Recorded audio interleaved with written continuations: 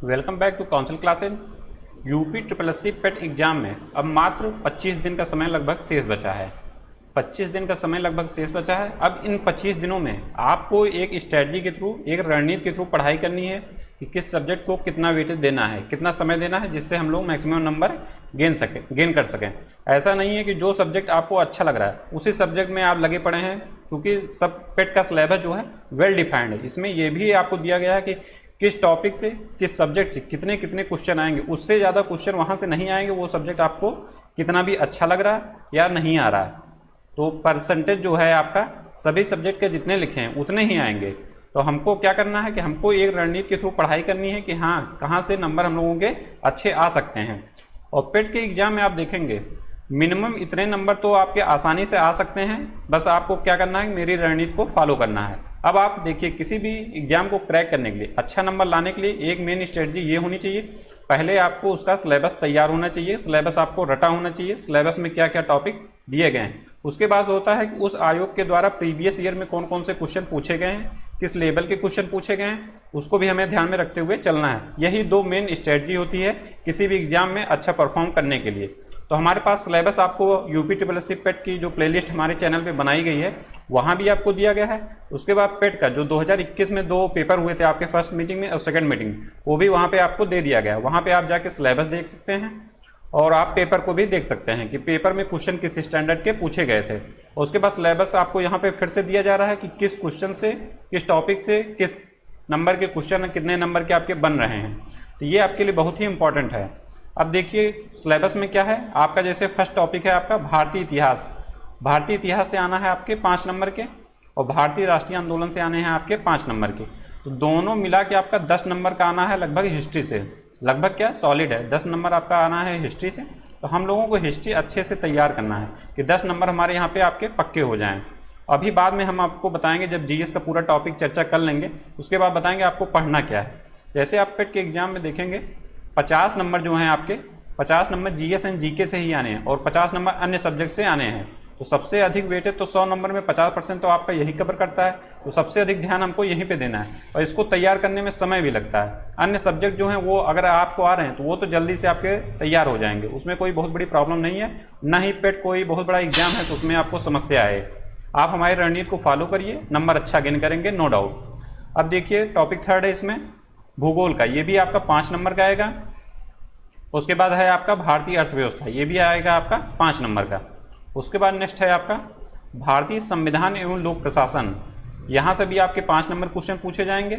उसके बाद है आपका सामान्य विज्ञान, यहाँ से भी आपके 5 नंबर के क्वेश्चन पूछे जाएंगे। उसके बाद है प्रारंभिक अंकगणित, यहाँ से भी आपके 5 नंबर के क्वेश्चन पूछे जाएंगे।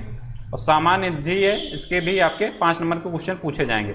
अब सामान्य हिंदी 5 नंबर का आपका पूछा जाना है। इसमें क्या है कि आपको वेल डिफाइंड इसमें सिलेबस दिया गया है कि हाँ, मतलब कि कौन कौन से टॉपिक इसमें से पूछे जाएंगे। अब ये नहीं है कि आप पूरा हिंदी पढ़ने में लग गए हैं तो उसका कोई आउटपुट नहीं है। सबसे बड़ी मेन इस समय बच्चों को क्या होता है, हमारे भाई बहनों को क्या होता है कि मेन उनको जो कन्फ्यूजन होता है कि हम क्या पढ़ डालें, तो ऐसा नहीं करना है। सिलेबस में जितना दिया पढ़ना हमको उतना ही है, क्योंकि जो एग्जाम में क्वेश्चन आएंगे उन्हीं टॉपिक से आएंगे, इसीलिए सिलेबस दिया जाता है।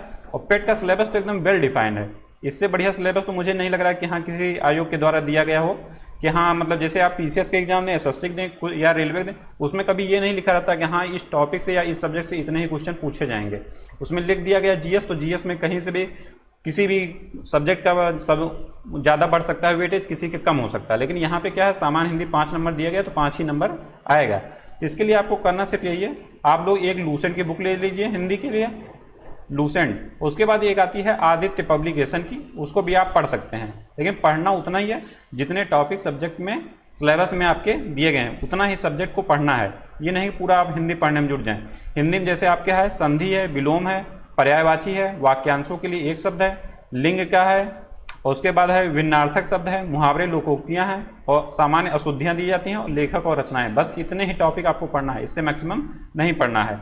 और प्रारंभिक अंकगणित में भी आपको डरने की आवश्यकता नहीं है, इसमें भी एकदम सिंपल सा क्वेश्चन आएगा। और जो प्रारंभिक अंकगणित में टॉपिक दिए गए हैं 6-7 टॉपिक, इन्हीं से कोरिलेट करते हुए जो आपका ग्राफ वाले क्वेश्चन है वो भी आपके सॉल्व होंगे। बहुत सिंपल सी मैथ पूछी जाती है, आप पेपर देखेंगे आपको आइडिया लग जाएगा कि हाँ कैसा क्वेश्चन पूछा गया था पिछले ईयर में, या यूपी SSC के द्वारा कितने लेवल के क्वेश्चन पूछे जाते हैं।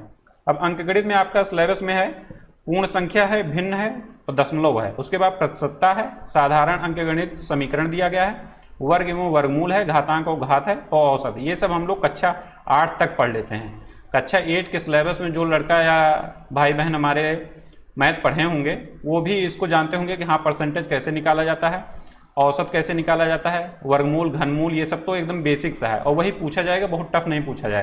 तो 5 नंबर आपके यहाँ पे सॉलिड हो जाते हैं। इसके लिए कोई अलग से बुक पढ़ने की जरूरत नहीं है। आप लोग सिंपल लूसेंट की ही एक अंकगणित आती है बुक, उसको पढ़ सकते हैं, या जो यूपी SSS के द्वारा तो प्रीवियस ईयर में पेपर जो आती है बुक किसी की, चाहे आप यूथ का ले सकते हैं, चाहे आप घटना चक्र का ले सकते हैं, तो वहाँ से आप उसको सॉल्व आउट कर सकते हैं कि हाँ किस लेवल क्वेश्चन पूछे गए थे। अब देखिए नेक्स्ट टॉपिक क्या है। नेक्स्ट है आपका अंग्रेजी, सामान्य अंग्रेजी है। इसमें 5 नंबर क्वेश्चन पूछा जाना। अब इसके लिए अब अंग्रेजी में आपको महारत हासिल करने की कोई आवश्यकता नहीं है। सिंपल इसमें से आएगा एक पैराग्राफ और पैराग्राफ से ही क्या करना है, 5 क्वेश्चन आपको करने हैं और आराम से 2 से 3 बार में आप उसको पढ़ेंगे पैराग्राफ को, और ज़्यादा समय भी नहीं लगेगा, 2 से 3 मिनट टाइम लगेगा उसको पढ़ने में। आप इसमें 5 में से 3 क्वेश्चन आराम से कर ले जाएंगे। एंटोनिम सिनोनिम्स हो सकता है फंस जाए, लेकिन और जो अन्य क्वेश्चन पूछे जाएंगे वो फंसना नहीं है बिल्कुल भी। तो आराम से यहाँ पे आप नंबर गेन कर सकते हैं। उसके बाद नेक्स्ट टॉपिक आता है तर्क एवं तर्क शक्ति का। रीजनिंग के जो टॉपिक हैं वो भी आपके वेल डिफाइंड इसमें पूछे गए हैं कि रीजनिंग में कौन कौन से टॉपिक पूछे जाने हैं, तो आप उन्हीं को पढ़िए। पूरी रीजनिंग पढ़ने की जरूरत नहीं है। जैसे आपको सिलेबस पेट के जो प्लेलिस्ट है उसमें भी दिया गया है, और यहाँ पे भी जैसे टॉपिक बता दिया जा रहा है, उसके बाद हम आपको ओरली बता दे रहे हैं कि कौन कौन सा टॉपिक रीजनिंग में है। तो उसके लिए है बृहत एंड लघु, क्रम एंड रैंकिंग, संबंध जो रक्त रिलेशन पूछा जाता है, समूह से भिन्न को अलग करना करते हैं जिसमें पूछ लिया जाता है कि 4 क्वेश्चन में कौन सा भिन्न है, कैलेंडर एवं घड़ी, कारण और प्रभाव, कोडिंग डिकोडिंग और तर्क और विश्लेषण पे प्रश्न। सिंपल प्रश्न पूछे जाएंगे, इसमें कोई बहुत बड़ा रीजनिंग का 30 मार्क बनने की आवश्यकता नहीं है। आप लोग यूपी SSS के प्रीवियस ईयर का पेपर जितने हैं, यूपी SSS के द्वारा जितने भी एग्जाम कराए गए हैं, लगभग 2015 से आपको बुक मिल जाएगी, वहाँ पे आप लोग समझ सकते हैं किस लेवल की रीजनिंग पूछी गई। तो बड़े आराम से इसमें भी आप लोग 4 नंबर तो कर ही सकते हैं, कोई दिक्कत नहीं है। और उसके बाद नेक्स्ट टॉपिक आता है समसामयिकी का, करंट अफेयर। इतिहास के बाद आपका हिस्ट्री के बाद इसी का वेटेज है लगभग इक्वल में 10 नंबर के यहाँ से पूछे जाने क्वेश्चन, और यहाँ भी आप बड़े आराम से 6 से 7 क्वेश्चन किया जा सकता है। प्रीवियस 6 या 7 महीने के करंट अफेयर पढ़ लीजिए। आप लोगों को लास्ट में जब वीडियो का पेपर जब आपको नज़दीक आएगा तो वीडियो में आपको क्वेश्चन लगभग 400 क्वेश्चन आपको दे दिया जाएगा जो इंपॉर्टेंट रहेंगे। 90% जिनके आने की आपके पेपर में संभावना है, मोस्ट इंपॉर्टेंट क्वेश्चन यहाँ पे दिए जाएंगे। पूरा ढेर लगाया नहीं जाएगा यहाँ पे कि हाँ सब कुछ दे दिया जा रहा है, आप उसमें से पढ़ते रहिए, ऐसा कुछ नहीं है। यहाँ पे जितने क्वेश्चन बनाए जाएंगे वो आपके एग्जाम ओरिएंटेड रहेंगे। वेरी वेरी इंपॉर्टेंट क्वेश्चन यहाँ पे दिए जाएंगे, भीड़ लगाने की कोई आवश्यकता यहाँ पे नहीं होगी। तो आप लोग उसको करके जाइए, उसके बाद आप जितना स्टेप पढ़ ले जाए वो आपकी इफिशियंसी है कि आप कितना गेन कर ले जाते हैं। लेकिन यहाँ पे जितना दिया है उतना आप मस्ट है करके ले जाएंगे तो आप अच्छा परफॉर्म करेंगे एग्जाम में। उसके बाद आता है नेक्स्ट टॉपिक सामान्य जागरूकता का, 10 अंक का। अब इसमें क्या है, सिंपल सा आपका पूछा जाएगा, जैसे भौगोलिक अवस्थिति में हो गया, आपके पड़ोसी देश कौन कहाँ पे है कैसे नहीं है, राजधानियों के बारे में, मुद्रा के बारे में, भारत के राज्य केंद्र शासित प्रदेश के बारे में, विधानसभा विधान परिषद, ये सब पॉलिटी में भी क्वेश्चन है, यहाँ पे भी रहेगा। उसके बाद राष्ट्रीय अंतर्राष्ट्रीय दिवस, ये करंट का भी टॉपिक हो सकता है, थीम पूछे जाएंगे। उसके बाद विश्व संगठन, उसके मुख्यालय हो गया। भारत की कला संस्कृति में थोड़ा बहुत जो नृत्य पूछे जाते हैं वही बार बार पूछे जाते हैं, वही आपके भी एग्जाम में आना है, कोई नया नहीं आना है। और नया आएगा भी तो वो टफ होगा, तो सभी के लिए टफ होगा, आपके लिए नहीं होगा। तो ऐसे ही करते हुए चलना है। तो ये दोनों 10-10 नंबर यहाँ हो गए और 10 नंबर आपके हो गए हिस्ट्री। 30 नंबर आपका यहाँ पे सॉलिड हो जाता है। और 30 में से बड़े आराम से आप लोग जैसे पढ़ाई करते हैं तो 22-24 क्वेश्चन तो बड़े आराम से यहाँ से किया जा सकता है, इसमें कोई बहुत बड़ी बात नहीं है। अब देखते हैं नेक्स्ट क्वेश्चन क्या टॉपिक है आपका, टॉपिक है 13, अपठित हिंदी गद्यांश का विवेचन एवं विश्लेषण। अब इसमें करना क्या है कि 2 गद्यांश आपको दिए जाएंगे। अब इसमें कौन सा बहुत बड़ा आपको हिंदी का प्रकांड ज्ञाता बनने की आवश्यकता है, इसमें कुछ नहीं है। 2 गद्यांश है, आराम से आप उसको समय देके, पर्याप्त समय होता है यूपी SSS पेट के एग्जाम में, 100 क्वेश्चन करने रहते हैं। 100 क्वेश्चन के लिए बहुत समय रहता है। आराम से आप लोग गद्यांश को पढ़िए, 2 से 3 बार पढ़ेंगे, 100% सभी के सभी क्वेश्चन कर सकते हैं और 10 अंक आपके यहाँ पे सॉलिड हो जाएंगे। और उसके बाद आता है ग्राफ की व्याख्या एवं विश्लेषण और तालिका की व्याख्या एवं विश्लेषण। ये भी कोई बहुत बड़ा टॉपिक नहीं है मैथ का, इसमें ग्राफ दिया जाएगा, ग्राफ, और नेक्स्ट है इसका लिए तालिका। दोनों में बेसिक आवश्यकता होती है आपकी परसेंटेज की। जैसे कोई ग्राफ है, इसमें पूछा जाएगा यहाँ से 2000, जैसे कोई ईयर दे दिया गया 2014, 2015, 2016 या कोई भी टॉपिक बना दिया गया। तो उसमें बेसिक ग्राफ और तालिका को क्वेश्चन करने का सिर्फ यही एक चैप्टर आपको आने चाहिए, औसत एवरेज वाला चैप्टर, और उसके बाद है परसेंटेज का, प्रतिशत। यही 2 चैप्टर आने चाहिए बस। इसके बाद ये आसानी से 20 के 20 नंबर आपके किए जा सकते हैं, 20 नंबर आपके बड़े आसानी से किए जा सकते हैं। बस आपको चैप्टर आना चाहिए औसत और प्रतिशतता। बस पूछेगा जितने तालिका दी गई हैं उसका जोड़ के आप औसत बताइए, इसका उससे नेक्स्ट वाले से कितना लेवल प्रतिशत में बढ़ रहा है, कितना घट रहा है, कितना मतलब उसमें मल्टीप्लाई कर देंगे कितना गुना हो जाएगा। बस यही सिंपल इसमें क्वेश्चन पूछे जाते हैं। बस आपको बहुत घबराने और परेशान होने की जरूरत नहीं है, सिर्फ प्रतिशतता पढ़ लीजिए और औसत कि औसत कैसे निकलेगा। अब जैसे 5 अंक दिया गया है तो पाँचों का जब ऐड करेंगे पाँचों ग्राफ में, जैसे हो गया वैल्यू 5, 6, 7, 8, तो इसमें जब 4 से भाग देंगे ये हो गया औसत, सिंपल सा। परसेंटेज बढ़ाना है, जैसे 10 से है यहाँ पे 20 है तो यहाँ से कितना परसेंट बढ़ा, तो 20 में से 10 घटा दीजिए, उसके बाद अपान में 10 कर दीजिए, कितना प्रतिशत बढ़ गया, ये हो गया परसेंटेज। सिंपल सा परसेंटेज और औसत। यहाँ से आप 10 नंबर आप सॉलिड कर सकते हैं। 20 नंबर आपका ये हो गया, और उसके बाद हो गया आपका हिंदी 10 नंबर का ये हो गया, 30 नंबर यहाँ पे आपके सॉलिड हो गए। और उसके बाद आइए इधर वाले चैप्टर पे, यहाँ पे है आपका इतिहास 10 नंबर के, और उसके बाद है भूगोल, अर्थव्यवस्था, और जो पॉलिटी के क्वेश्चन है ये देखिए भारतीय संविधान, लोक प्रशासन, उसके बाद सामान्य विज्ञान। इन सभी टॉपिक को पढ़ने के लिए जो 50 में से 10 क्वेश्चन आप हटा देते हैं करंट के, 40 क्वेश्चन आपके बचते हैं। इसके लिए आप क्या करिए, एक ले लीजिए लूसेंट की जो जीके बुक आती है, 1 लाइनर वाली ले लीजिए, चाहे ऑब्जेक्टिव वाली, ये पढ़ लीजिए। और उसके बाद यूपी SSSC का प्रीवियस ईयर का बुक, प्रीवियस ईयर पेपर जिसमें दिए हों, UP SSSC previous year paper, चाहे घटना चक्का आप ले लीजिए, चाहे यूथ का ले लीजिए, बस इसको सॉल्व आउट कर लीजिए। ये आपका 40 नंबर यहाँ पे फिक्स हो जाता है। उसके बाद करंट के आपके यहाँ पे भी वीडियो दिए जाएंगे, और करंट की मैगजीन भी आएगी जब आपका पेपर नज़दीक आएगा, तो लगभग 15 दिन पहले आ जाएगा, उससे ज़्यादा नज़दीक का करंट पूछा भी नहीं जाएगा। तो यहाँ से ये नंबर आपके हो जाते हैं।